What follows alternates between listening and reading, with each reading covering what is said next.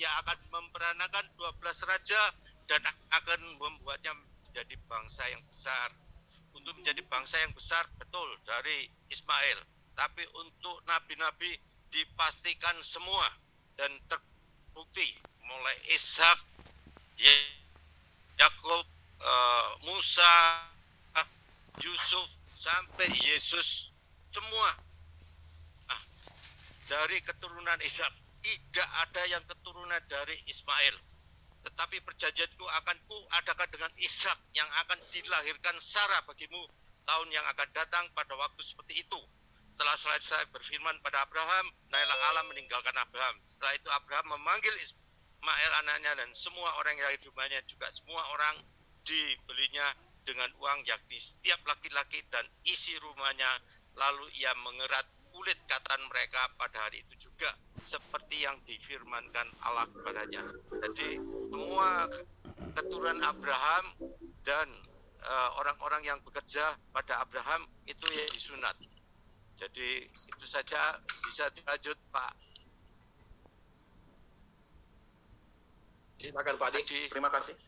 Allah berjanji kepada Abraham dan keturunan Abraham dari Ishak, bukan Ismail. Abraham punya istri Sarah, punya 2 gundik, Hagar dan Keturah. Tetapi yang tertulis, Allah menampakkan diri kepada Abraham, Ishak dan Yakub. Hagar memiliki keturunan Ismail, Keturah ada beberapa keturunannya, tetapi Esau juga anak Hagar tidak tertulis. Jadi Abraham memiliki keturunan Ishak, memiliki keturunan Yakub, dan keselamatan ada dari bangsa Yahudi, dan itu keturunan Abraham, Ishak, Yakub. Yakub itu adalah Israel. Yakub memiliki 12 anak, dan 12 itulah menjadi cikal bakal suku Israel, yaitu Yehuda, itulah Yesus. Yesuslah yang akan menyelamatkan. Lalu Kristen adalah murid-murid Yesus. Di kota Antioquia untuk pertama kali disebut Kristen untuk sebutan murid-murid, bukan agama. Yang disebut Kristen adalah orang yang belajar kepada Yesus. Orang yang belajar kepada Yesus itulah yang disebut murid-murid. Yesus memerintahkan, jadikan semua bangsa muridku, baptislah mereka dalam nama Bapa dan Anak dan Roh Kudus. Dan siapa yang dibaptis dalam nama Bapa dan Anak dan Roh Kudus untuk pengampunan dosamu, maka kamu akan menerima Roh Kudus. Jadi yang menjadi murid Yesus adalah yang dibaptis dalam nama Yesus untuk pengampunan dosa dan menerima karunia Roh Kudus. Lalu yang menjadi murid Yesus yang telah dibaptis dalam nama Yesus untuk pengampunan dosa dan menerima karunia Roh Kudus, itu diperintahkan, diajarkan melakukan seluruh yang pernah dikatakan Yesus. Dan setelah itu Yesus menyertai seluruhnya. Jadi orang-orang yang percaya kepada Yesus disebut murid Yesus adalah yang telah dibaptis dalam nama Yesus untuk pengampunan dosa dan menerima karunia Roh Kudus. Itu diperintahkan melakukan ajaran Yesus itu, dan Yesus menyertai sampai akhir zaman. Jadi murid-murid Yesus itu bukan beragama Kristen. Jadi ajaran Abraham itu turun kepada Ishak, turun kepada Yakub, turun kepada Yesus. Itu data-datanya jelas. Jadi Yesus adalah keturunan Abraham dari Ishak, Yakub, dan Yehuda. Itulah yang menyelamatkan. Makanya Yesus berkata, di bawah kolong langit ini tidak ada nama lain yang bisa menyelamatkan selain nama Yesus. Hanya Yesus yang berani mengatakan, aku memberikan hidup yang kekal. Hanya Yesus yang berani berkata, akulah jalan dan kebenaran dan hidup. Sekalipun kitab-kitab suci menulis tentang aku, kenapa engkau tidak datang untuk memperoleh hidup yang kekal itu?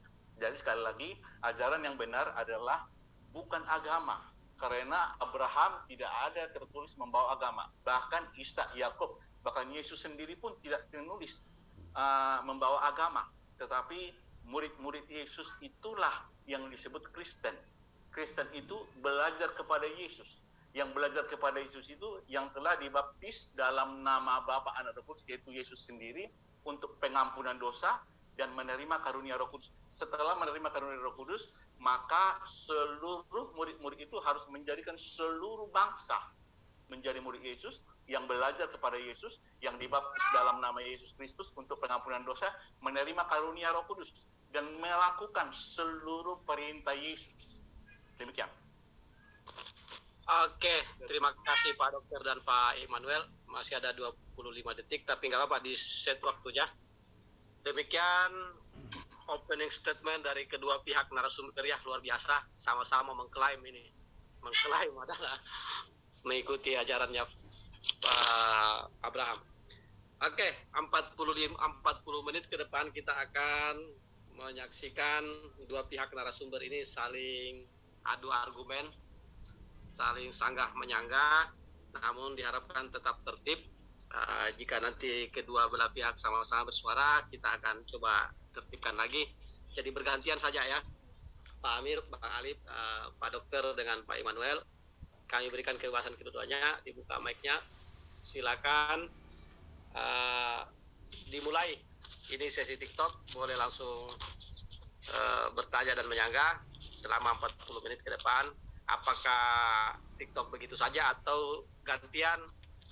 Kami serahkan kepada kedua narasumber ini. Apakah mau gantian bertanya menjawab atau TikTok aja? Silakan tuh Pak Amir atau Pak Alif. Oke. Bang Alif dulu atau gimana? Atau saya bertanya ya? Silakan Pak Amir. Oke. Pak Dokter, saya mau menanyakan sama Pak Dokter sebagaimana di dalam surat Matius atau di dalam Matius 5:20. Maka aku berkata kepadamu, jika hidup keagamaanmu tidak lebih benar daripada hidup keagamaannya ahli Taurat dan orang-orang Farisi, sesungguhnya kamu tidak akan masuk ke dalam kerajaan surga. Lah, tadi Bapak bilang katanya tidak, Yesus tidak membawa agama. Sedangkan di sini Yesus menyatakan diri bahwa maka aku berkata kepadamu, jika hidup keagamaanmu. Jadi di sini Yesus juga mengajarkan keagamaan terkait apa yang diajarkan oleh Yesus. Lalu Bapak tadi menyatakan bahwa Kristen itu bukan agama, atau yang dilakukan umat Kristen itu bukanlah merupakan agama. Coba dijelaskan terkait dengan itu, Pak. Timer tolong jalan. Silakan Pak Amir, kita lanjut lagi. Silakan. Oke. Saya mau menanyakan kepada Pak Dokter ya, Pak Dokter. Kalau umat Kristen itulah adalah tidak merupakan agama. Yesus tidak membawa agama. Tapi di sini Yesus berkata, jika hidup keagamaanmu. Jadi orang-orang Israel dulu sudah dinasihati terkait dengan hidup keagamaan. Lah kalau kalian mengikuti Yesus, apakah kalian juga mengikuti apa yang diajarkan Yesus terkait dengan keagamaan? Apa yang diajarkan Yesus terkait keagamaan? Nah, sedangkan kata Pak Dokter tadi, Kristen itu bukanlah agama. Yang dibawa Yesus itu bukanlah agama. Coba jelaskan Pak Dokter. Ternyata di sini Yesus menyatakan terkait kebenaran agama. Silakan Pak Dokter. Baik. Mohon izin Pak Immanuel, saya lawak. Jadi saya bilang tadi tidak ada kata bahwa Yesus membawa agama. Yohanes 3 ayat 1, seorang Farisi bernama Nikodemus, seorang pemimpin agama. Dia datang kepada Yesus bertanya, bagaimana hidup yang kekal, bagaimana masuk ke kerajaan sorga. Jadi pemimpin agama Yahudi yang sudah melakukan ritual agama Yahudi pun tidak tahu pasti masuk sorga. Artinya, memang Yesus mengakui bahwa ritual agama Yahudi sangat menjelimet. Putus. Hilang suara Pak Dokter. Pak Dokter. Saya nggak noise kan? Enggak. Bagus, mantap. Takutnya ada noise, ada anak. Pak Dokter, suaranya putus Pak Dokter. Sekalipun meneliti kitab suci bilang ya. Halo. Ya. Oke. Putus Pak Dokter. Ya, sudah lancar. Sekalipun Yesus berkata agama Yahudi, bahkan pemimpin agama Yahudi pun Nikodemus masih bertanya kepada Yesus tentang bagaimana syarat masuk surga. karena mereka melakukan agama-agamanya, ritualnya, tetapi mereka tidak pasti ke surga. Padahal semua agama bertujuan agar bisa masuk surga. Yahudi tidak memastikan karena Mesias yang adalah sang juru selamat yang mereka nantikan itu belum nyata di dalam keagamaan mereka. Padahal Yesus sudah datang. Yesuslah yang Mesias, juru selamat yang dijanjikan, yang tertulis di kitab suci mereka. Jadi udah tertulis di kitab suci itu seperti di Matius bahwa di manakah raja orang Yahudi yang baru lahir? Maka Herodes saat itu raja terkejut karena dia raja, anaknya tidak lahir. Maka dia menanyakan ahli-ahli Taurat dan imam-imam kepala meneliti kitab suci, di manakah Mesias akan dilahirkan. Jadi yang dengan begini loh Bang, sekarang saya menanyakan ini terkait dengan pertanyaannya Yesus atau kehidupannya Yesus terkait dengan agama ini loh. Jika hidup keagamaanmu, ini Yesus menasihati kepada siapa? Ya. Berarti Yesus sudah kenal agama. Saya jawab ya. Dikatakan Yesus mengatakan jika hidup keagamamu tidak lebih baik daripada hidup keagamaan ahli Taurat dan orang Farisi. Itu benar. Karena kenapa? Karena orang Farisi maupun ahli Taurat itu orang-orang yang munafik. Dia melakukan agama-agamanya dengan ketat, tapi hidupnya tidak benar. Maka itu Yesus mengatakan pada murid-muridnya bahwa kamu harus melakukan ini lebih baik dari orang ahli Taurat, orang Farisi yang munafik itu. Gitu. Ya, lanjut. Oke, mungkin. Silakan. Oh ya, silakan. Silakan teruskan. Ya, begini. Jadi memang kalau kita melihat ya di Al-Qur'an ya, terutama di surah Ali Imran, jadi hai ahli kitab, mengapa kamu akan menebak tentang Ibrahim ya, ketika Taurat dan Injil tidak diturunkan melainkan sesudah Ibrahim, maka apakah kamu tidak berakal? Jadi ayat ini kan membuktikan bahwa memang Nabi Ibrahim itu sebenarnya dia itu kalangan Yahudi atau Kristen gitu yang tak berdasar.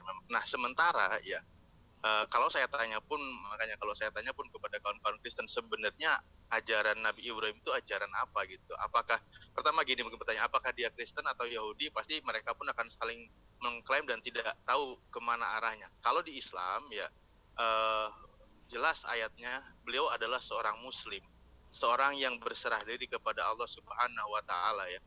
Kalau saya merujuk misal kepada salah satu surat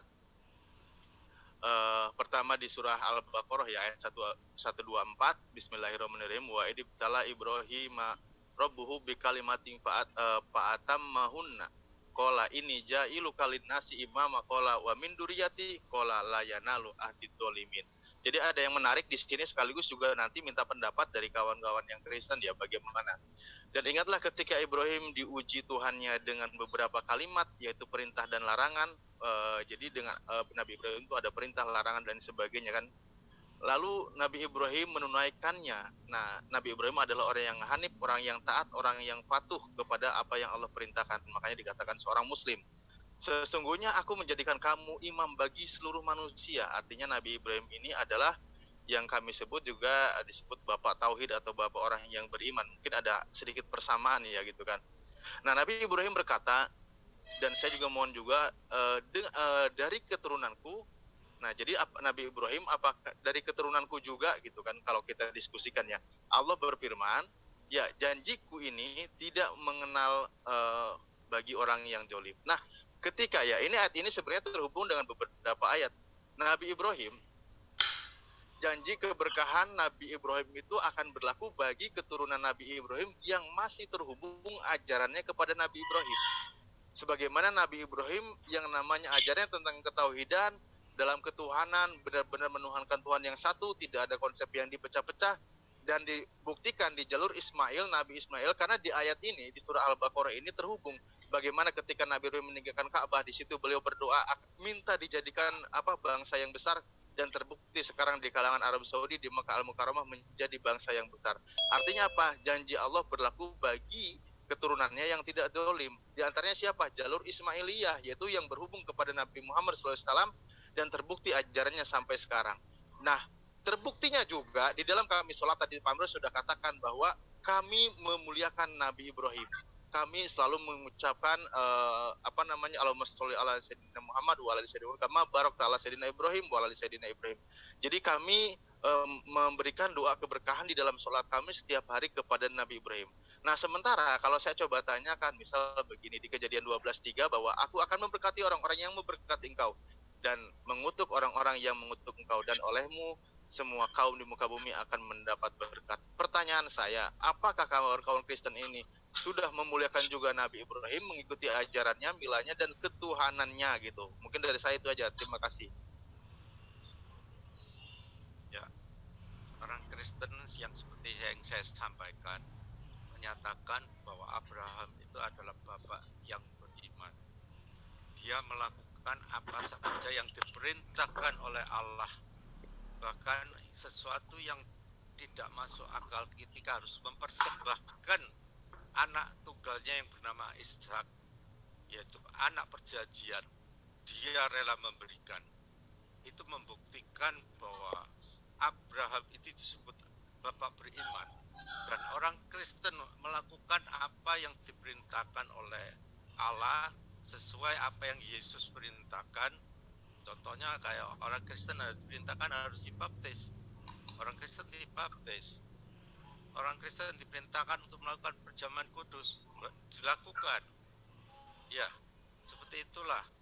Dan kenapa kita harus melakukan bahwa hidup keagamaan lebih baik dari orang ahli Taurat, orang Farisi? Jelas, karena orang Farisi itu munafik. Dan Yesus menghendaki kita ini jangan munafik seperti orang-orang Farisi. Dan Yesus itu dia datang bukan untuk mendirikan agama. Karena tujuan agama itu yaitu itu tidak, agama itu kacau supaya nggak kacau. Tapi yang benar itu religion. Religion itu yaitu hubungan manusia dan Allah yang sudah terputus. Yesus itu yang bisa mendamaikan antara manusia dengan Allah. Maka itu kalau agama itu tujuannya adalah mencari Allah.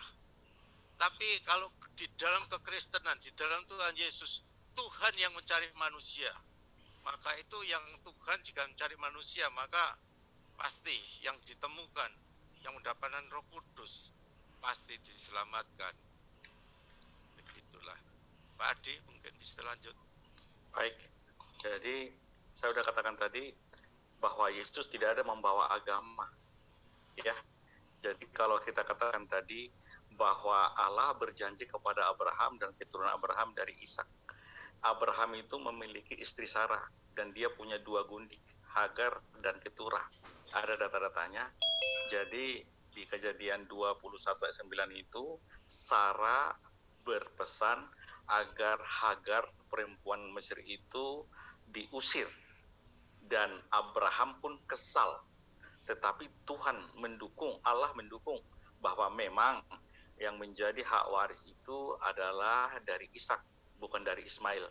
Makanya saya katakan tadi, Abraham itu memperanakan Ishak, memperanakan Yakub. Sementara anak dari Hagar pun itu Ismail dan keturunannya tidak ditulis, dan anak dari Keturah juga tidak ditulis. Bahkan dari Sarah pun sebenarnya ada anaknya Esau pun tidak ditulis.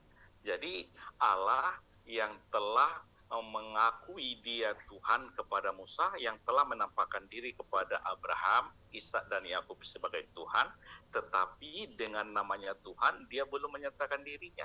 Jadi siapa Allah yang disembah oleh Abraham, Ishak dan Yakub?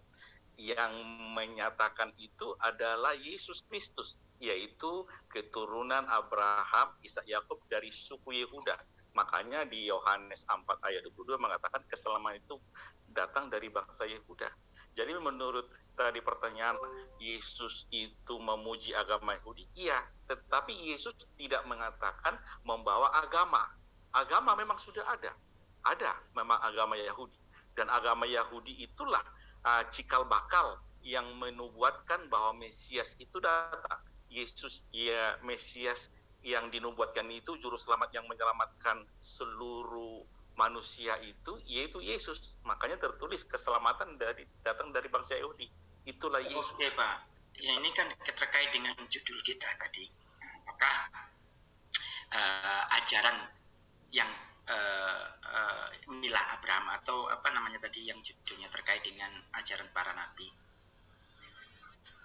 Terkait ini Pak, saya mau menanyakan, ajaran apakah yang diajarkan oleh para nabi dulu? Apakah dulu dari ajaran-ajaran dulu juga menyematkan bahwa Tuhan itu akan nuzul kepada manusia?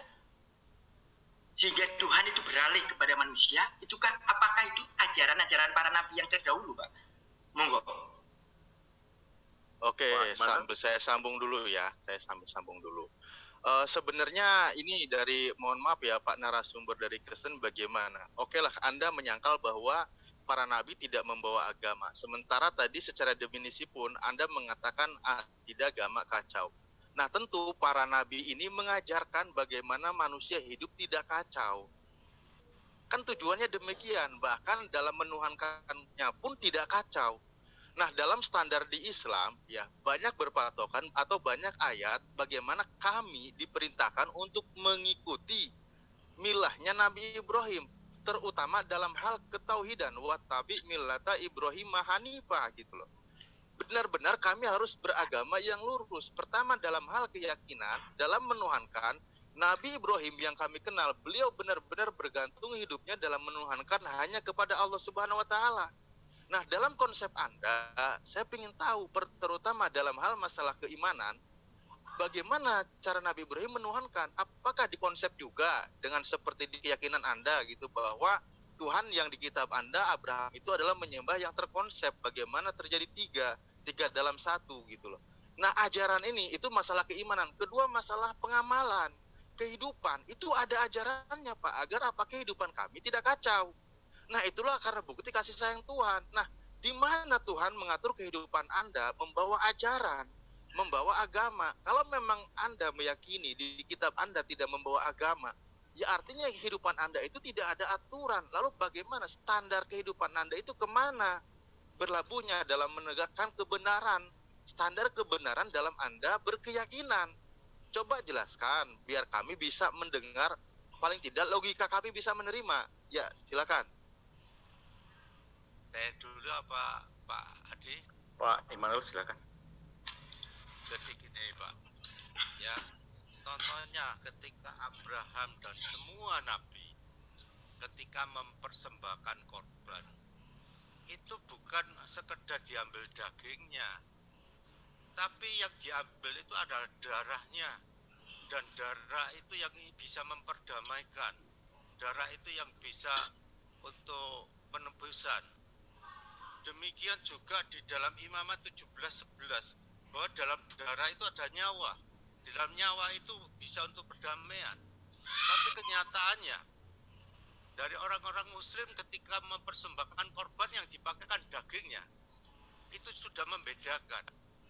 Dan semua nabi mulai Adam, Abraham, Musa, siapapun pasti mempersembahkan darah, korban darah untuk perdamaian. Betul Pak, mereka mempersembahkan darah untuk perdamaian mereka, tapi hewan kan Pak? Betul. Ajaran para nabi, mereka berkorban itu binatang Pak. Betul, saya jawab. Demikian. Nah, apakah terkorelasi ajaran Bapak dengan ajaran para nabi sebelumnya sehingga di keyakinan Bapak justru harus mengorbankan manusia? Jadi korban binatang itu hanya sebagai DP, atau kalau orang itu seperti cek itu kan harus dibayar. Siapa yang bayar itu cek itu? Demikian pula Yesus, saya bacakan dari Ibrani 7 ayat 22 dikatakan, demikian pula Yesus adalah jaminan dari suatu perjanjian yang lebih kuat. Karena itu ia sanggup juga menyelamatkan dengan sempurna semua orang yang oleh Dia datang pada Allah, sebab ia hidup senantiasa untuk menjadi perantara mereka. Sebab imam besar yang demikian yang kita perlukan, yaitu yang saleh, tanpa salah, tanpa noda, terpisah dari orang-orang berdosa, dan lebih tinggi dari tingkat-tingkat di surga, yang tidak seperti imam besar lain yang setiap hari harus mempersembahkan korban binatang Pak, untuk Pak, dosanya sendiri. Kurang Pak sedikit. Immanuel. Sesudah itu barulah untuk dosa umatnya. Sebab hal itu telah dilakukan satu kali untuk selamanya ketika ia mempersembahkan dirinya sendiri Oke, Pak. sebagai korban. Silakan Habis ini Pak Amir lanjutkan ya. Coba di mana ayatnya korban-korban sebelumnya sebagai DP dan Yesus sebagai pelunasan? Nah, Mana Bu? Kok sekarang kita bisa baca Anda berani bereksegesis Imamat mengatakan 17. bahwa mereka itu DP? coba kita Jadi baca diangsur ini. Imamat 17. Coba Pak Amir. Lah iya. Pertanyaanku aja tadi nggak ada yang terjawab. Lanjut dulu Pak Amir, yang ringan-ringan aja Pak Amir. Oke. Coba kita baca Imamat 17. Coba dibaca dulu, Pak. Mana Imamat? Saya nggak bisa share screen. Ini bisa share screen nggak? Bisa ya? Saya Bisa, bacakan aja ya. Bentar, saya sambil carikan. Oke. Ini lagi menjawab pertanyaan dari siapa ya? Dari Pak Amir? Dari Kang Alif. Jawab Kang Alif itu. Sebentar. Tadi kan mengenai ajaran, nggak bawa ajaran. Mereka kan nggak bawa agama, berarti kan nggak bawa ajaran juga, aturan. Lah, Ya. terus jadi berlabuh aturannya kemana kalau nggak bawa gitu? Makanya kan nggak ada aturan di situ. Iya tuh Pak Dokter. Ternyata di dalam Kristen itu nggak ada aturan dari Tuhan terkait dengan syariat. Sedangkan Nabi Musa itu juga bawa syariat. Imamat berapa Pak Immanuel? 17 ayat 11. 17, 11. Oke. Ya. Dan Larangan tentang makan darah atau bangkai. Oh iya, Imamat siap. 17 ayat 11. Itu kan mau di share screen apa? Nih, ada Pak nongol. Gimana Pak ini maksudnya? Ya. Dan ini ayat-ayat semacam ini tentang darah, orang muslim tidak mungkin percaya. Tapi mulai zaman kapanpun, mulai Adam pun, ketika Adam jatuh dalam dosa, maka Allah memberikan kulit binatang. Itu mau menggambarkan apa? Ada binatang yang mati dan darahnya itu untuk menutupi dosanya itu. Kulit binatang. Karena apa? Di dalam 17 ayat 11 dikatakan, karena nyawa makhluk ada di dalam darahnya. Dan aku telah memberikan darah itu kepadamu di atas mezbah untuk mengadakan perdamaian bagi nyawamu. Karena darah mengadakan perdamaian dengan perantara nyawa. Maka itu ketika Yesus mempersembahkan tubuhnya, itu sekali untuk selama-lamanya. Beda dengan nabi-nabi ketika mempersembahkan korban binatang. Itu harus dilakukan berulang-ulang. Tapi ketika Yesus melakukan sekali untuk selama-lamanya. Dan itu dipercaya oleh orang Kristen. Oke, Maka itu Pak. orang Kristen tidak pernah mempersembahkan korban Oke. binatang. Ini Pak. Yesus sudah menjadi korban itu sekali untuk selamanya. Oke, gini Pak. Kan Yesus kan sebagai panutan. Yes. Seperti pengikut, kalian mengaku sebagai pengikut Yesus. Ya. Oke? Kalau Yesus disalib, bagaimana kau ikuti? Tuh. Kan ajaran yang dipakai, yang dibawa adalah untuk diikuti oleh umatnya, Pak. Iya. Bagaimana kalian menarasikan bahwa Yesus dibunuh untuk dijadikan penumbalan sebagai penumbalan apa? Penumbalan untuk menebus dosa, Pak. Gimana ini untuk mengikutinya? Sedangkan ajarannya belum selesai. Yesus sudah ngaku sendiri bahwa ajaran itu belum mampu dilakukan oleh umatnya. Maka akan datang seorang nabi, seorang rasul, seorang roh, seorang yang akan mengajarkan hukum-hukum dari Allah. Lah ini gimana kan hukum-hukumnya sudah putus, lalu sudah dibunuh untuk menebus dosa kalian. Hukum apa yang akan kalian lakukan sebagaimana yang diajarkan oleh Yesus? Gimana Pak itu? Yesus sudah melakukan sekali untuk selamanya. Nah, untuk melakukan sekali untuk selamanya, udah putus di situ. Lalu ajarannya yang mana yang untuk hukum-hukum terkait dengan penghambaan kepada Allah? Maka itu Gimana syariatnya? seperti yang dikatakan ketika Yesus kembali ke hakikatnya, dia mengutus penolong yang lain, yaitu Roh Kudus, Nah, bukan Muhammad. seorang penolong yang lain. Yang Kalau seorang, apakah roh yang bisa menunjukkan seorang? Sekarang yang ajarkan terkait dengan Roh Kudus, apa yang diajarkan dengan kalian terkait dengan hukum-hukum? Kalau bukan manusia, antar manusia yang bisa mengajarkan. Terbukti dia datang 10 hari ketika Yesus naik ke surga. Itu hari Pentakosta, tidak menunggu 6 abad. Itu terlalu Apa yang didatangkan di dalam ajarannya? Maksudnya ajaran terkait dengan Yesus. Kalau Yesus sudah mati disalibkan, lalu sudah diangkat ke atas. Lalu apa yang diteruskan ajaran ini yang dilakukan oleh umat Kristen? Sedangkan yang Roh Kudus memangnya Bapak bisa melihat Roh yang bisa mengajarkan Bapak. Iya. Mana buktinya Bapak diajarkan oleh Roh? Kan nggak mungkin. Ini logika, Pak, logika bagi kita. Siapakah yang mengajarkan hukum-hukum yang diteruskan, yang dibicarakan oleh Yesus, yang akan meneruskan terkait dengan hukum-hukum tentang hukum yang diajarkan oleh Yesus? Nah kalau Roh, bagaimana mengajarkan Bapak? Pasti yang mengajarkan ini adalah seorang manusia yang bisa menjelaskan tentang apa yang hukum-hukum sebagaimana Nabi Muhammad mengajarkan.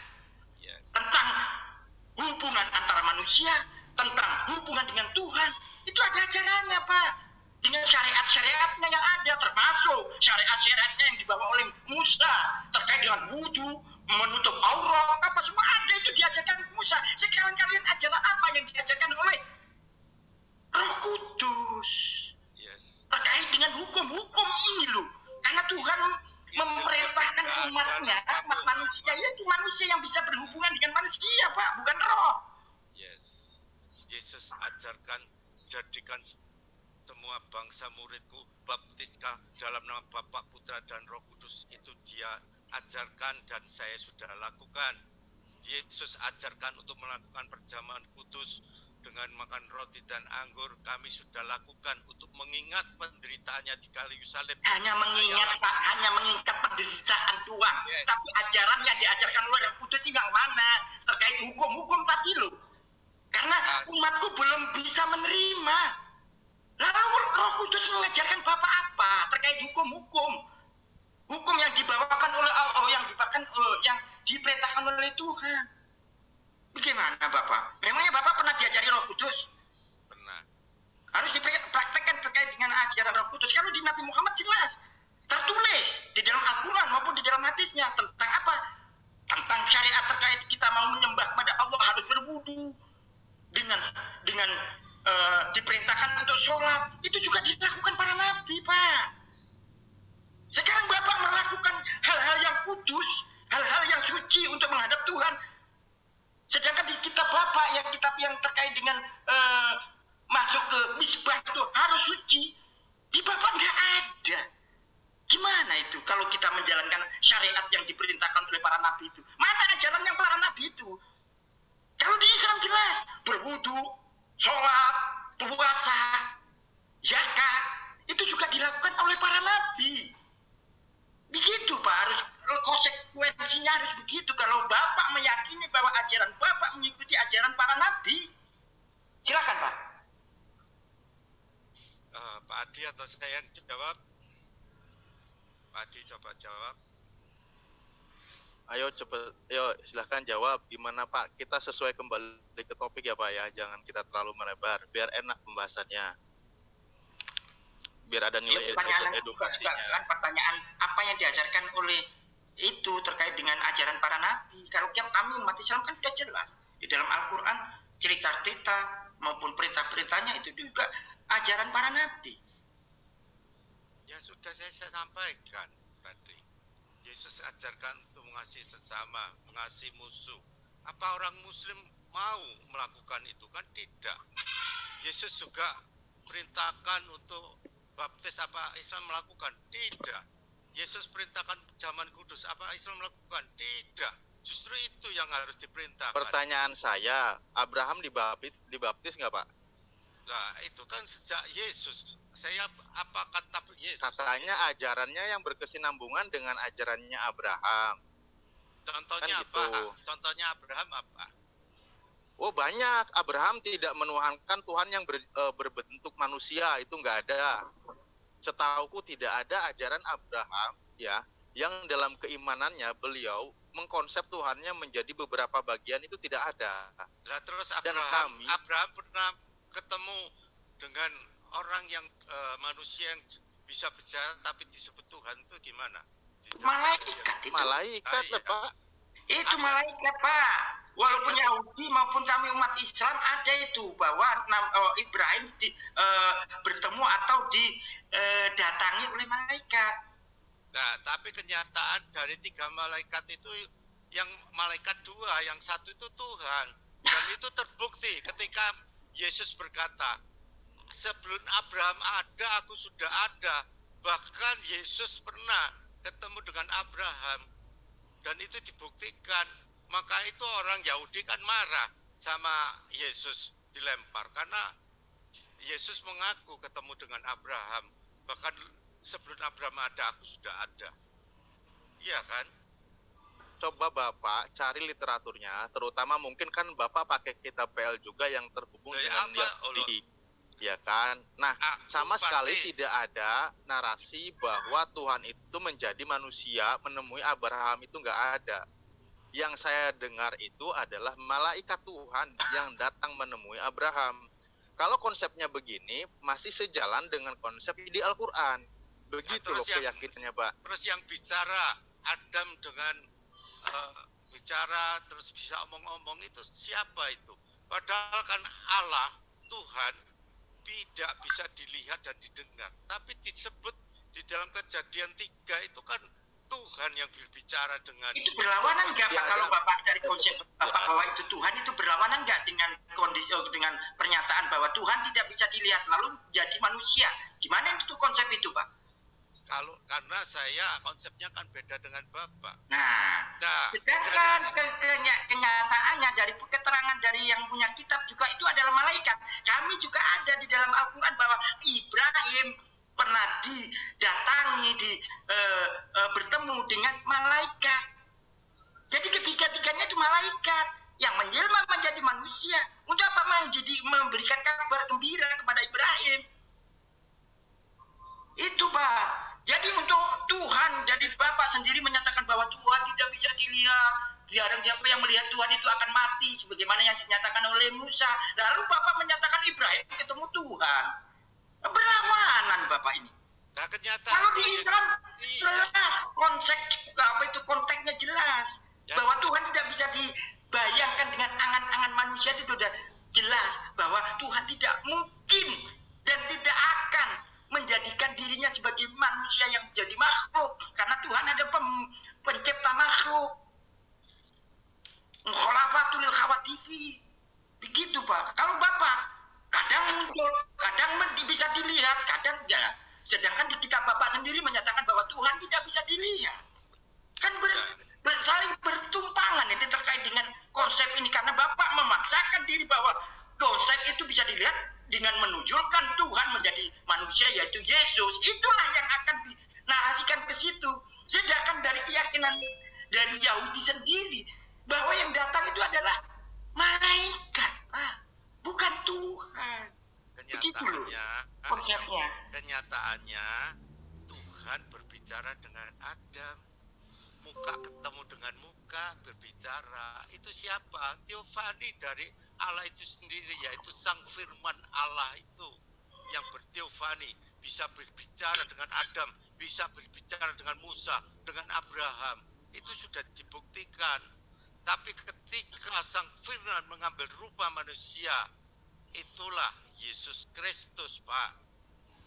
Pak, itu coba kita kembali fokus, dalam Pak. PB itu inkarnasi, tapi dalam PL itu teofani dari Sang Firman itu sendiri. Ajaran Abraham sama sekali tidak menuhankan yang berbentuk manusia atau berubah bentuk atau apapun itu yang sifatnya makhluk, Pak.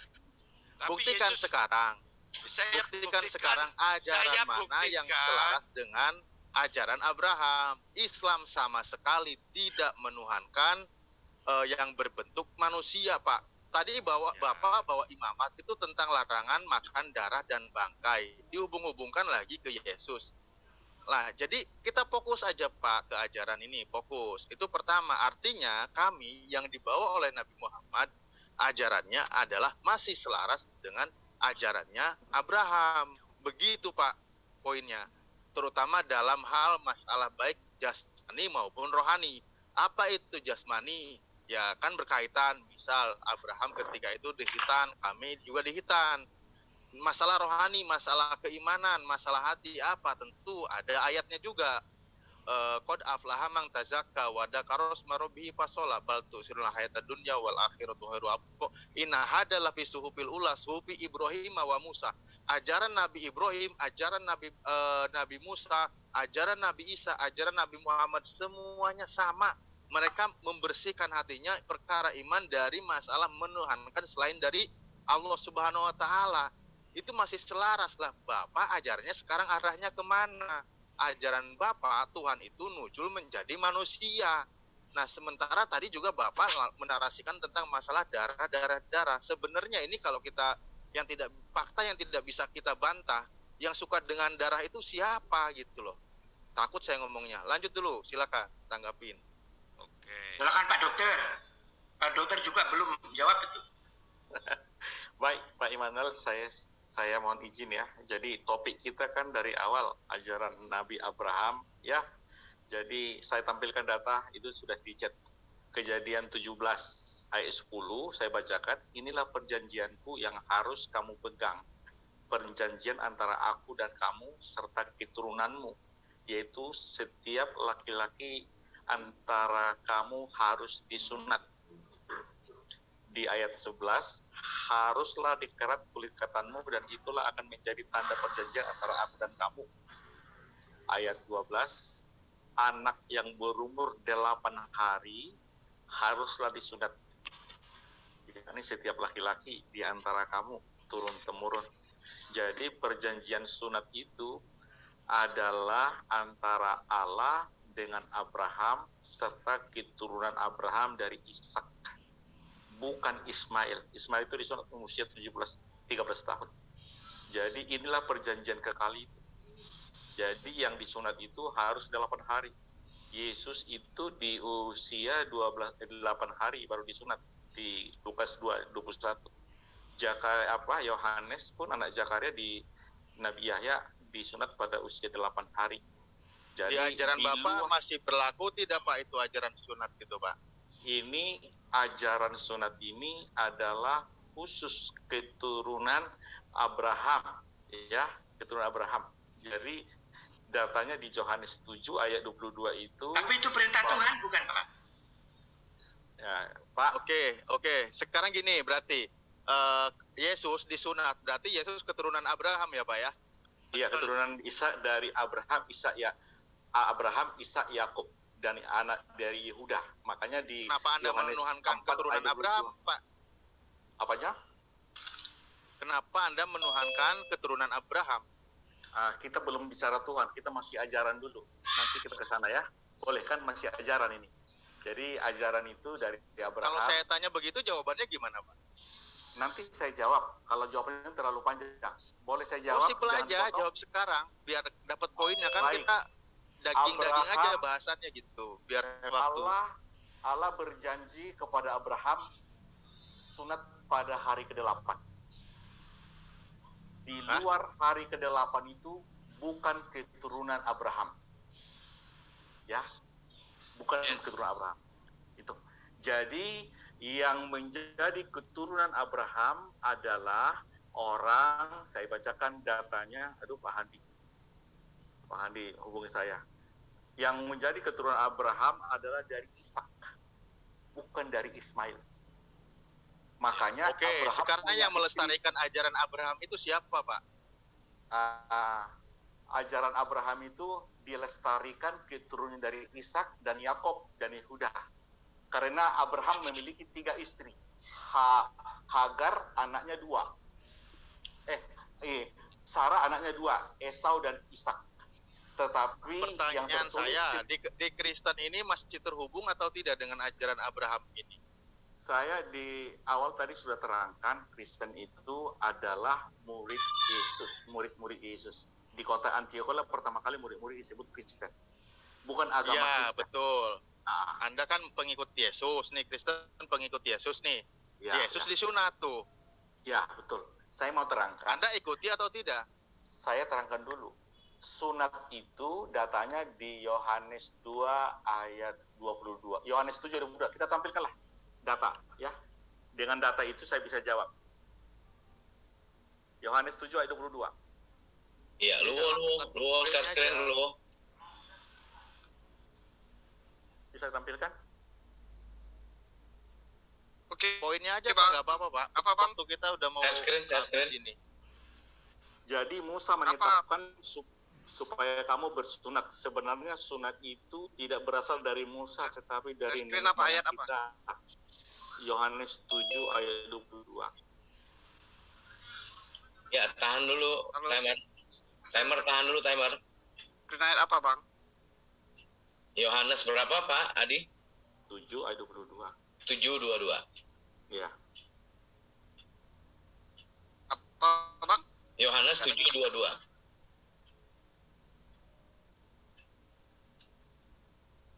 Oke, Yohanes 7 22. Ya. Bang. Oke.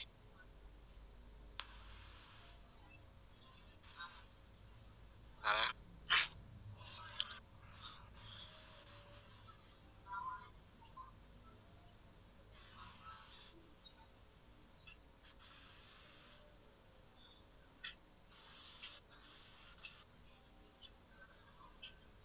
Itu lelet, Pak.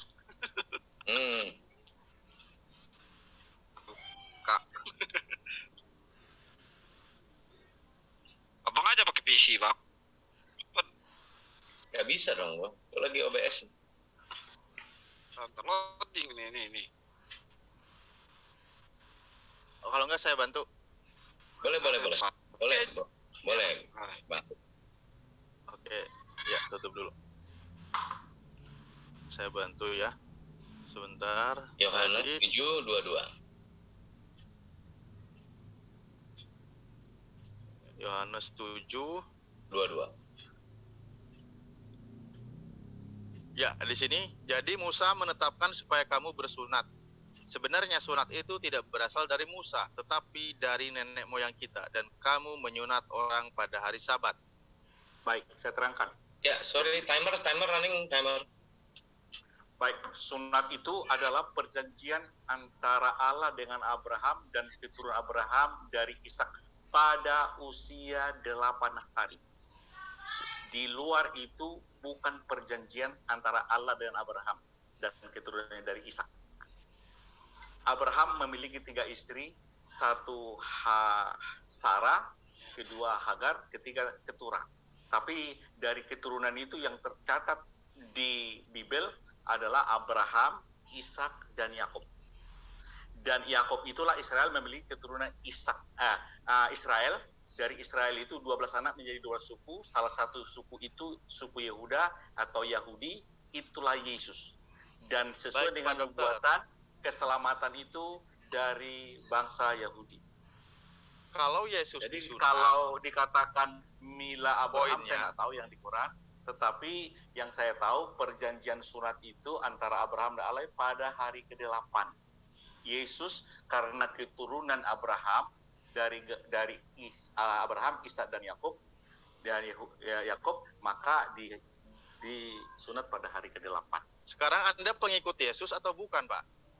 Itu adalah perintah kepada Abraham, bukan perintah Yesus. Sunat bukan perintah Yesus. Anda mengikuti Yesus atau tidak? Pertanyaan saya. 30 detik.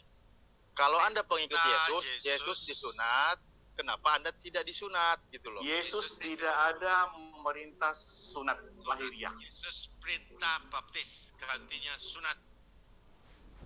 Itu Sementara yang jelas. sampai Nabi Musa, Abraham semuanya pada disunat. Tetapi Anda mengikuti apa yang dikatakan oleh Paulus di Galatia 5 nomor 2.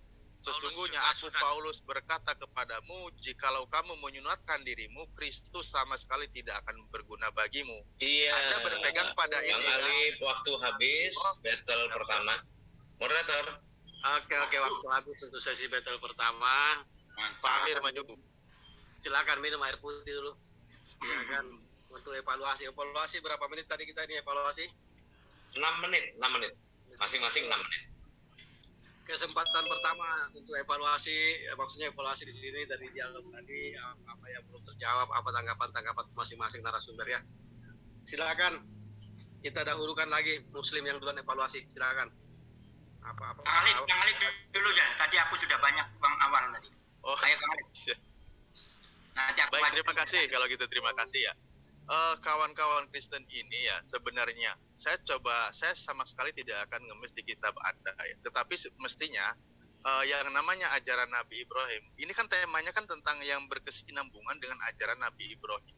Saya tadi coba buka Al-Baqarah ayat 124. Ya, bagaimana Nabi Ibrahim di situ adalah menjadi imam bagi orang-orang yang beriman dan diberkahi seluruh keturunannya. Tetapi Allah di situ menegaskan, janjiku tidak berlaku bagi yang dolim.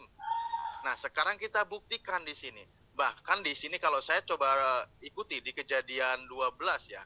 Di Kejadian 12 nomor 3, aku akan memberkati orang-orang yang memberkati engkau dan mengutuk orang-orang yang mengutuk engkau. Nah, kurang lebih begitu bunyinya ya. Sementara kami di Islam tadi banyak sekali menarasikan, mengulang-ulang juga, banyak ajaran baik secara jasmani itu terkorelasi dengan apa yang diajarkan oleh Nabi Ibrahim. Di antaranya melalui mana? Tentu melalui jalur Ismailiyah ya, jalur Nabi Ismail alaihissalam. Di mana ketika di Al-Baqarah dikatakan di situ Nabi Ibrahim meninggikan Ka'bah bersama Nabi Ismail, lalu berdoa agar diberkahi keturunannya, agar menjadi bangsa yang besar, agar menjadikan negeri yang subur, banyak buah-buahan. Itu terbukti sampai sekarang. Dan menghormati, memberkahi Nabi Ibrahim itu juga kami buktikan di dalam sholat kami. Nah, sementara tadi saya tanya di Anda, bagaimana Anda buktinya ya? Anda memberkahi atau istilahnya tadi saya bahasanya memberkati, benar di kitab Anda itu kan, Abraham itu dengan cara apa? Sementara masalah sunat pun Anda sendiri sudah mengatakan tidak berlaku lagi.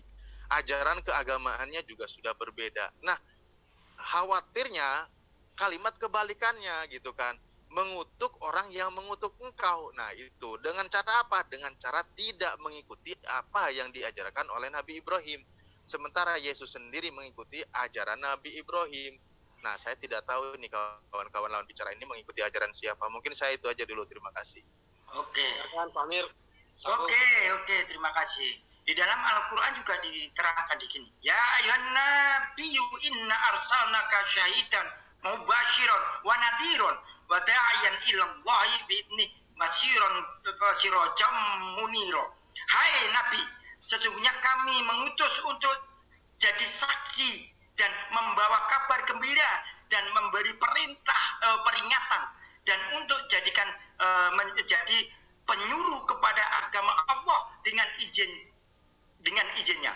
Lalu diterangkan lagi di dalam surat Al-Baqarah, surat Al-Anfal, yaitu, dan apabila dibacakan kepada mereka ayat-ayat kami, mereka berkata, sesungguhnya kami telah mendengar ayat-ayat yang seperti ini. Kalau kami menghendaki, niscaya kami dapat membaca dan seperti ini. Al-Quran ini tidak lain hanyalah dongeng-dongeng belaka. Ini terkait dengan apa yang dinarasikan bahwa umat Islam adalah umat yang meneruskan sebagai estafet kenabian Nabi Muhammad SAW diberikan kepada umatnya Nabi Muhammad, yaitu ajaran-ajaran yang diberikan para nabi terkait dengan menjalankan sholat, menjalankan zakat, berpuasa, apa semua itu juga dijalankan oleh para nabi.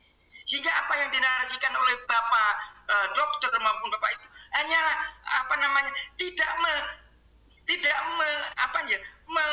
merefleksikan terkait dengan ajaran-ajaran para nabi, terkait dengan hukum-hukum saja, tidak ada terkait dengan perintah, larangan, halal, haram, tidak ada di dalam ajaran, dalam hukum-hukumnya di dalam kekristenan yang pernah diberikan kepada Musa, Harun dan yang lainnya itu. Sehingga apa yang dinarasikan dalam Pak Dokter maupun Pak Immanuel itu tidak menjurus yang diajarkan para nabi itu sendiri. Sedangkan di dalam Al-Quran juga jelas bahwa para nabi itu memerintahkan pada umat itu ada menyembah pada Allah yang satu.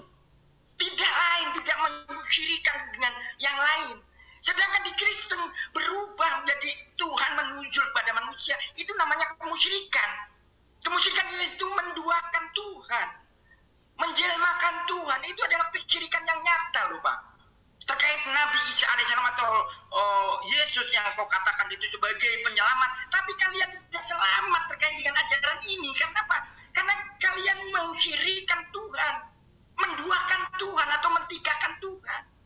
Sehingga apa yang kalian narasikan itu bertolak belakang dengan apa yang diajarkan para nabi, yaitu terkait dengan bertauhid. Karena para nabi mengajarkan tauhid, hanya Tuhan yang esa, yang satu, yang menciptakan langit dan bumi ini hanya satu. Dari mulai Nabi Adam sampai saat kita hidup ini, itu yang menciptakan kita semua ini adalah Allah Subhanahu wa taala sebagaimana Tuhannya Ibrahim, Ishak, Yakub, Isa, Musa.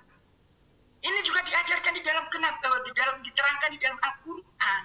Sehingga kami meyakini hal ini bahwa milah Abraham hanyalah Islam yang meneruskan milah Abraham itu. Karena para nabi adalah seorang yang Muslim berserah diri dengan Tuhan yang esa, Tuhan yang satu. Tidak mensekutukan sebagaimana Ibrahim mengajarkan kepada anak-anaknya, yaitu dengan yang kehanifan. Waktu habis, Pak Amir. Terima kasih untuk evaluasinya yang hampir sempurna ya. Oke, selanjutnya pihak Kristen untuk melakukan evaluasi atas Betel tadi. Silakan Pak Dokter atau Pak Immanuel yang duluan. 6 menit untuk berdua. Pak Immanuel, silakan. Pak Immanuel, open mic please. Pak Immanuel. Saya dulu ya. Silakan Pak Immanuel. Ya, suaranya kurang gede itu Pak Immanuel. Sudah gede? Sudah gede? Masih Pak, masih agak kecil. Waduh, kurang besar ya? Iya. Waduh. Kedengeran, tapi ya agak kecil. Bentar. Ini tes. Ya udah lebih baik itu Pak. Silakan Pak. Oke, tes. Ya. Mengenai Abraham yang disunat, itu adalah selain bahwa itu adalah perjanjian kekal untuk semua keturunan Abraham. Tapi kenapa harus sunat? Kenapa tidak ditato atau apa? Karena dengan sunat itu ada darah yang tercurah. Karena di dalam darah itu adalah ada perdamaian. Dalam darah itu ada nyawa. Maka itu harus sunat itu adalah darah itu. Tapi Yesus yang seperti yang saya katakan, bahwa Yesus sudah melakukan sekali untuk selamanya di kayu salib itu. Itu yang membuat orang Kristen tidak perlu harus sunat, tidak perlu harus korban binatang. Maka dengan pengorbanan Yesus di kayu salib itu cukup buat kita orang yang percaya. Maka itu Yesus atau kan baik di perjanjian lama maupun perjanjian baru, sunat hati lebih penting. Baik itu di Ulangan 10 ayat 16, Yeremia 9 ayat 26, ada sunat hati. Ya, jadi Yesus tidak pernah perintahkan untuk sunat. Yesus justru perintahkan yang percaya dengan pengorbanannya di kayu salib, maka harus dibaptis sebagai gantinya itu tadi. Bisa dilanjut oleh Pak Adi. Baik, Silakan, jadi Pak Adi. saya sudah mengatakan tadi. Silakan. Saya sudah katakan tadi bahwa perjanjian kekal itu sunat itu pada hari ke-8. Di luar hari ke-8 bukan perjanjian antara Abraham dengan Allah dan keturunannya. Abraham disunat usia 99 tahun, Ismail disunat usia 13 tahun. Di luar hari ke-8 tidak perjanjian antara Allah dan Abraham dan keturunan Abraham dari Ishak. Karena perjanjian kekal itu usia 8 hari.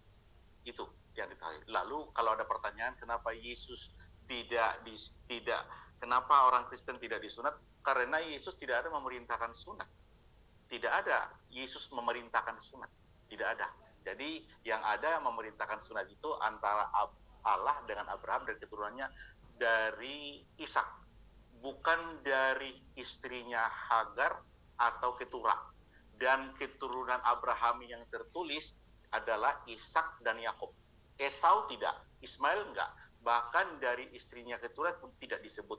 Jadi yang disebut keturunannya itu yang dari Abraham, Ishak dan Yakub. Dan Yakub itu Israel. Israel memperanakan 12 suku. Salah satu Yehuda. Yehuda itu Yesus. Makanya Yohanes 4 ayat 22 berkata bahwa keselamatan itu berasal daripada Yahudi. Yahudi yang dimaksud itu Yesus. Mesias itu khusus. Dan Allah sebenarnya hanya menyampaikan pesan kepada orang Yahudi. Hanya kepada orang Yahudi, bukan kepada bangsa lain. Karena orang Yahudi menolak, makanya bangsa di luar Yahudi mendapat keselamatan. Seandainya bangsa Yahudi menerima keselamatan itu, bangsa lain tidak akan selamat. Jadi bangsa lain itu dicangkokkan. Demikian. Masih ada waktu 2 menit, apa dianggap cukup? Silakan Pak Immanuel, kalau apa ini? Saya cukup. Jadi, kenapa kita orang yang bukan keturunan Abraham, tapi disebut jadi keturunan Abraham atau keturunan Israel? Karena semua itu karena darah Kristus. Karena itu ingatlah bahwa dahulu kamu sebagai orang bukan Yahudi, menurut daging yang disebut orang-orang tak bersunat, oleh mereka yang menamakan dirinya sunat, yaitu sunat lahiriah yang dikerjakan oleh tangan manusia. Bahwa waktu itu kamu tanpa Kristus tidak termasuk kewarganegaraan Israel dan tidak mendapat bagian dalam ketentuan yang dijanjikan, tanpa pengharapan dan tanpa Allah di dalam dunia. Tetapi sekarang di dalam Kristus Yesus, kamu yang dahulu jauh sudah menjadi dekat oleh darah Kristus. Itu Efesus 2 ayat 11, 12 dan 13. Maka itu sekarang kita ini yang bukan keturunan Abraham secara daging, kita akan menjadi dekat dengan Allah, dekat dengan Abraham, karena Kristus itu yang sudah berkorban melalui pengorbanan di kayu salib. Jadi jelas dikatakan, tetapi sekarang di dalam Kristus Yesus, kamu yang dahulu jauh sudah menjadi dekat oleh darah Kristus. Karena dialah damai sejahtera kita yang telah mempersatukan kedua belah pihak, yang telah dirubuhkan tembok pemisah, yaitu perseteruan. Sebab dengan matinya sebagai manusia telah membatalkan hukum Taurat dengan segala perintah dan ketentuan untuk menciptakan keduanya menjadi satu manusia baru di dalam dirinya, dengan itu mengadakan damai sejahtera. Jadi karena Kristuslah kita yang dahulu jauh dari Allah tapi menjadi dekat. Kita yang bukan keturunan Abraham menjadi keturunan Abraham, Israel rohani, karena oleh darah Kristus. Ya, makasih. Oke, terima kasih kepada kedua narasumber Kristen ya. Pas waktunya, luar biasa juga Pak Immanuel, ini pendatang baru tapi semangatnya kita akui luar biasa. Oke, kita akan masuk sesi battle kedua, yaitu 40 menit, di mana ini akan semakin panas ini karena giliran Pak Immanuel dengan Pak Adi akan ngegas. Siap-siap Pak Amir dengan Ustadz Alif ya. Namun sebelum itu kita iklan dulu ya. Wah, acara ini disiarkan secara live di beberapa channel YouTube, yaitu ISDN Studio, Ngaji Metal Channel, Al Alif Channel, Debat Hebat, apalagi tadi di Yusuf PI, Penegak Islam, dan Naja Media. Ya, silakan di subscribe ya dan ditinggalkan komentar positif. Oke, sudah siap Pak Adi, Pak Immanuel, Pak Amir dan Ustadz Alif. Sekarang ini apa? Ini tanya jawab kah apa ini? Silakan pihak Pak Kristen yang bertanya ke pihak Muslim, silakan ajukan pertanyaan yang tajam terkait masalah tema kita, yaitu ajaran yang berkesinambungan atau berkesesuaian dengan milah Ibrahim. Silakan diuji di sini Pak, dari pihak Kristen. Silakan saya berikan 40 menit ini tanya jawab gitu ya Pak? Ya, tanya terus saja, tanya terus. Kalau serasa tidak pas jawabannya, sanggah lagi, nggak apa-apa. Anda boleh memberikan sanggahan atau mempertanyakan jawaban dari narasumber seperti narasumber Muslim tadi bertanya ke pihak Kristen, boleh langsung menyanggah. Saya Timer, tanya dulu. tolong timer resen biar dia posisinya di atas terus. Dan silakan timer dijalankan. Silakan Pak Adi dengan Pak Immanuel. Pak Adi, saya tanya dulu ya. Silakan Pak, silakan. Oke, sudah dijalankan timer. Saya mau bertanya pada pihak Muslim. Menurut orang Muslim bahwa Abraham itu yang mendirikan akan Ka'bah Mekah, ya. Tapi pada kenyataannya seluruh keturunannya Abraham, Ishak, Yakub, Yusuf, Daud, Musa, Yesus, mana ada nabi yang sujud sembahnya itu ke Ka'bah? Baru 2500 tahun kemudian atau 2600 kemudian ada Nabi Muhammad yang memakai Ka'bah Mekah itu.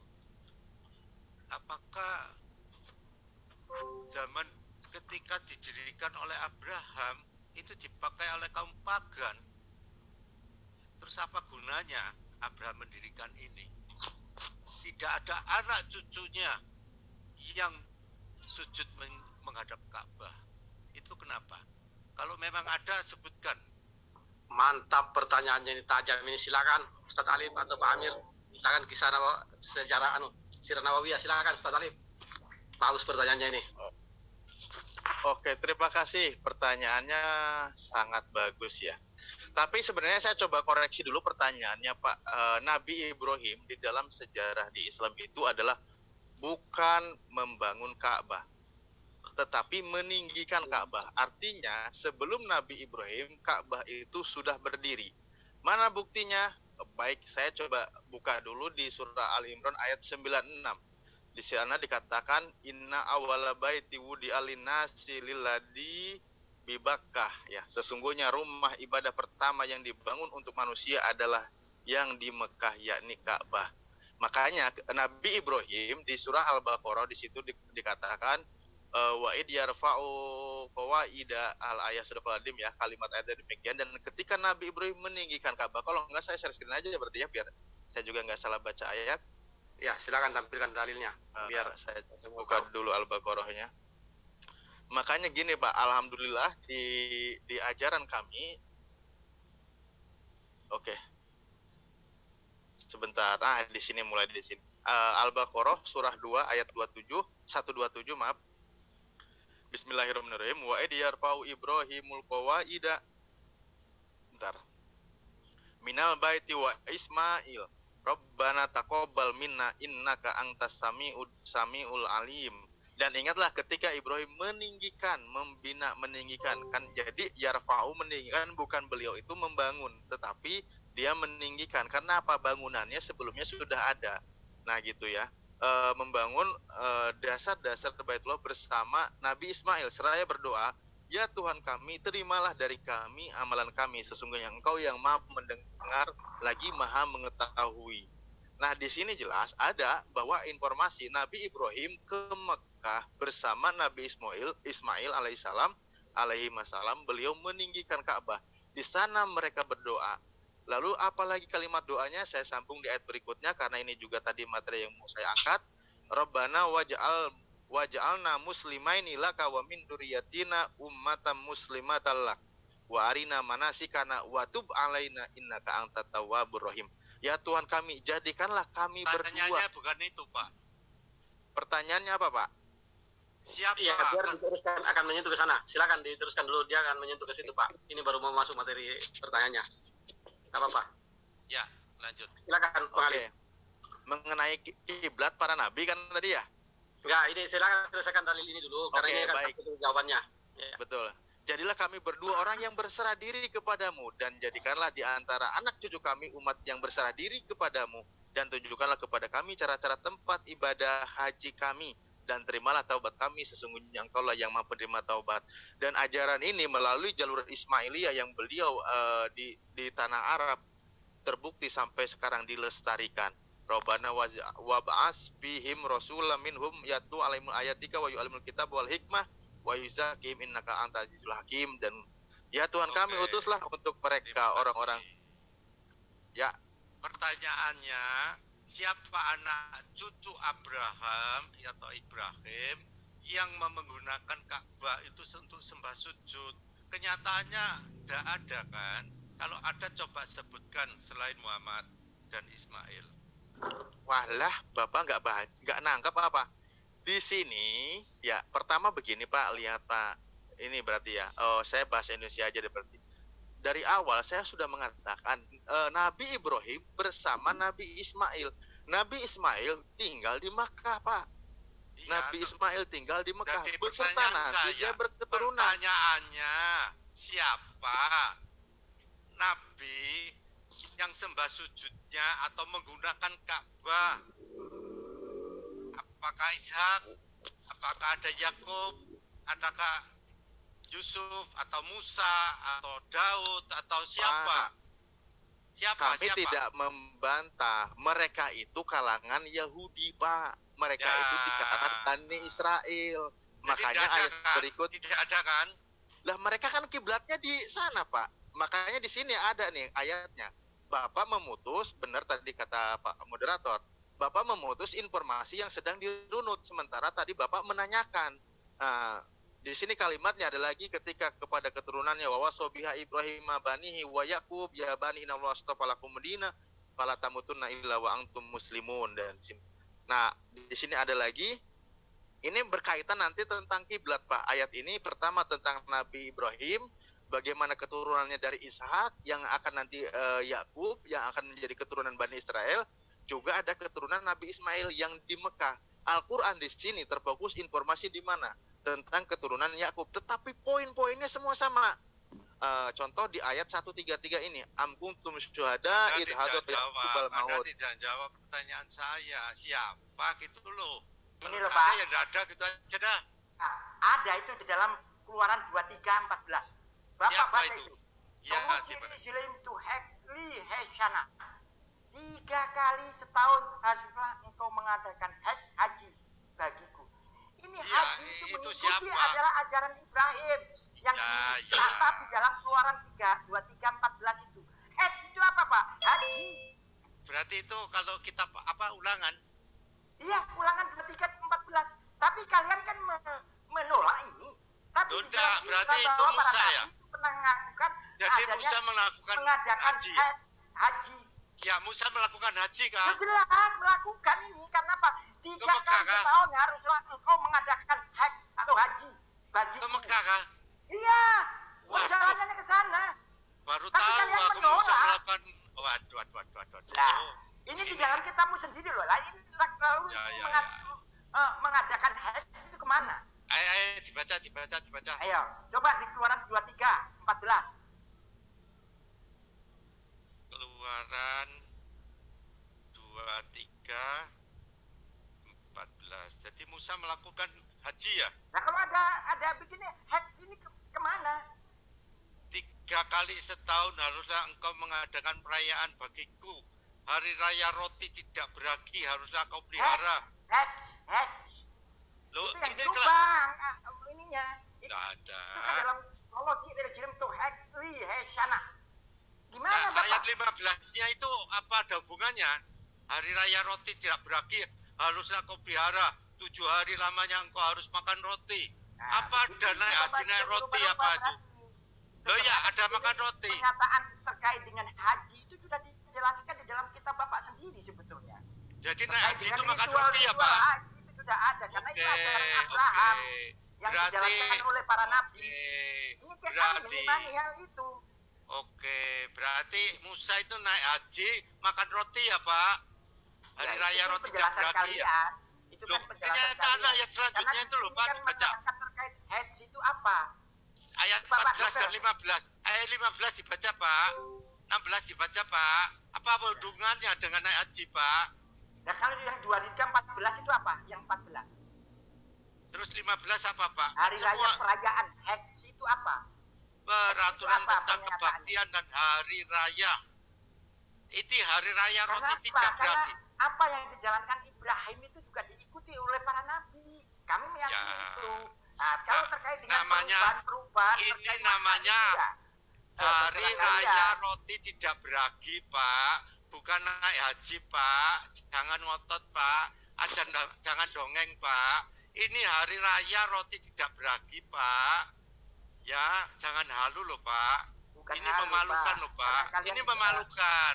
Eh, Kalau Bapak mengatakan Musa naik haji itu sangat amat memalukan, ya, Pak. terserah kalian karena kami Itu meyakini kamu bahwa para memaksakan, Pak. Ini hari raya roti tidak beragi, Pak. Bukan naik haji, Pak. Oke, Jangan sebentar. Sekarang Pak. gini, Pak. Sekarang saya tanya itu, Pak. Dalam Yeskiel 41 itu, dalam tahun ke-25 sesudah pembuangan kami, yaitu pada permulaan tahun, pada tanggal 10 bulan itu, dalam tahun ke-14 sesudah kota itu ditaklukkan, pada hari itu juga kekuasaan Tuhan meliputi aku dan di bawahnya aku. Dan terteruskan dalam Yeskiel 47:1. Kemudian ia membawa aku kembali ke pintu bait suci, dan sesungguhnya ada air keluar dari bawah ambang pintu bait suci itu dan mengalir menuju ke timur, sebab bait suci juga menghadap ke timur.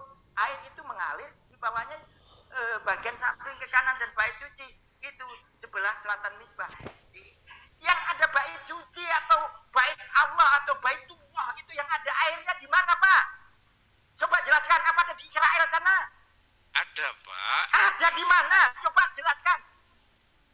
Sekarang ngalirnya sampai saat ini loh, Pak. Bait suci. Nah, sampai saat ini dikerumuni oleh manusia sejagat raya untuk mendatangi bait Allah. Itu kan juga sudah dinubuatkan oleh para nabi terdahulu, Pak. Itu artinya setelah 2600 tahun atau 26 abad sejak katanya loh ya, Abraham pernah ke Mekah, baru dipakai oleh Nabi Muhammad. Sedangkan keturunan Abraham tidak ada satupun. Kalau dikatakan Musa itu kata dongeng, ya, jangan dipaksakan perayaan roti tidak beragi itu naik haji. Itu pemaksaan, Bapak. Ayo coba, Pak. Coba sampai lihat Bisa lanjutkan, Pak Muslim Dik. itu, Pak. Pertanyaannya, Pak Dik. Terkait bait Allah yang ada airnya, itu juga kan sudah diterangkan di dalam Yeskiel 471, Pak. Apakah bait Allah yang di sana itu ada air mengalir? Sekarang yang ada air mengalirnya yang disebut jam oleh umat Islam itu di mana? Ya itu. Apakah di bait Allah yang di Islam? Yerusalem sana ada? Tapi kalau Ada, Pak. orang Yahudi tidak ada yang ke Ka'bah Mekah. Itu buat ala negeri Mekah memang Ini berarti menandakan bahwa Abraham pernah ke Mekah membangun Ka'bah, juga diikuti para nabi yang namanya Hajj tadi yang dikatakan di Abraham sampai Yesus tidak mengenal ala negeri Mekah. Yang mengenal ala negeri Mekah adalah itu kan narasi dari umat Kristen.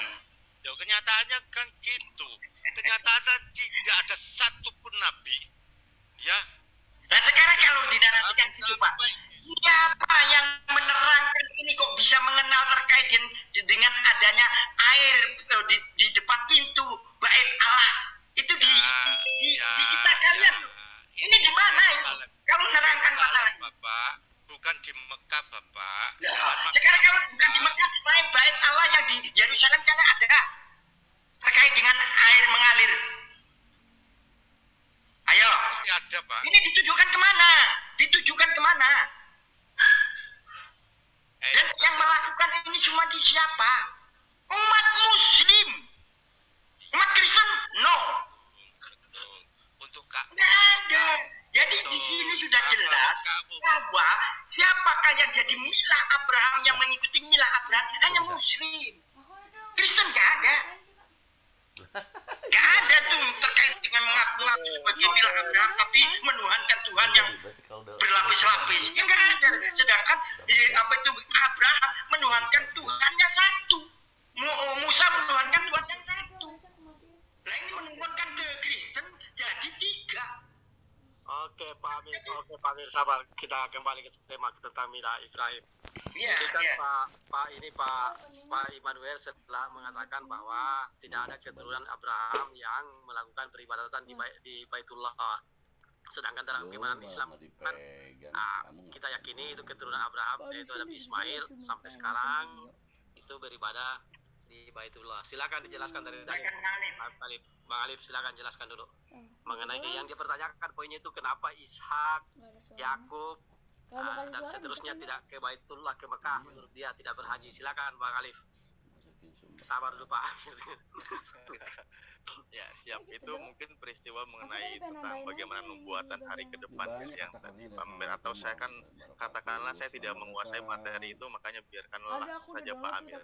Cuman begini menariknya adalah Pak yang bertanya, perlu Anda ketahui bahwa di Al-Qur'an sudah dikatakan kali umatin kiblat ya. Tadi sebenarnya sedikit lagi poinnya mau sampai, lalu saya informasi penjelasannya itu biar enak gitu.